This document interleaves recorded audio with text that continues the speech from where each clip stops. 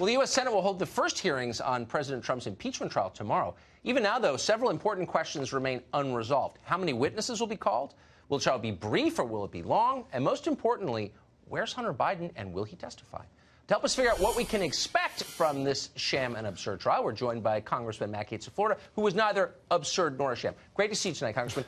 What do we know about this? Since you're right in the middle of it, what can we expect?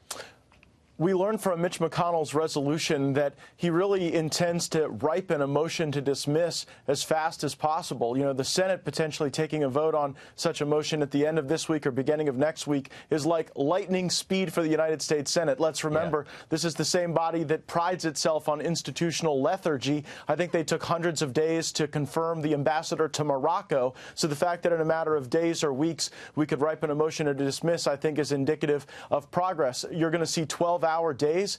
We expect that will go 6 days a week, and so the session will be in high octane for the United States Senate, and it's my hope that we'll push through that and have that motion to dismiss and get through this national nightmare as fast as possible. Are we going to see Hunter Biden or any of the other Biden relatives who may or may not have gotten rich from their connections to the former vice president? My concern is that if we have a witness exchange program, there is no way we're going to get the witnesses we really want, but the Democrats will get the witnesses they really want. That's really what's actually happening here. You have the establishment in the Republican and Democrat Party working against the populist wings of both. You have establishment Republicans like Mitt Romney working against Donald Trump, and then I think you have establishment Democrats working against Bernie Sanders. They're trying to give Joe Biden the field in Iowa, keep Bernie locked up in the United States Senate during this impeachment trial, and so that's just how Washington works, trying to keep the populists at bay on every side of the political spectrum.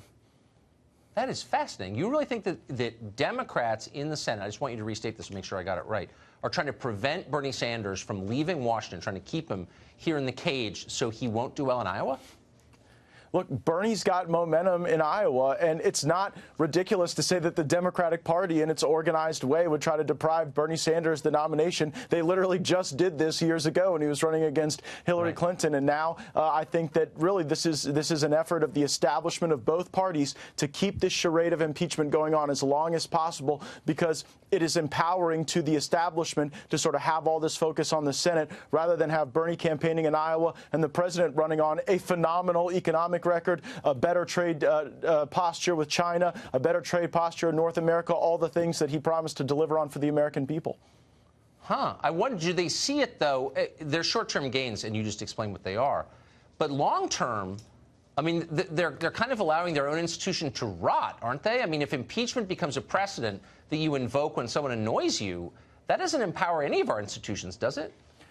Well, it's very illuminating to look at what the articles actually say. When you talk about abuse of power, obstruction of Congress, these are purposefully amorphous terms so that you can see the very same politics played out through the new tool of impeachment. Unfortunately, that is the new normal that the radical left has brought us to, but it's not about any constitutional crisis. It's about their thirst and bloodlust for power. It always is.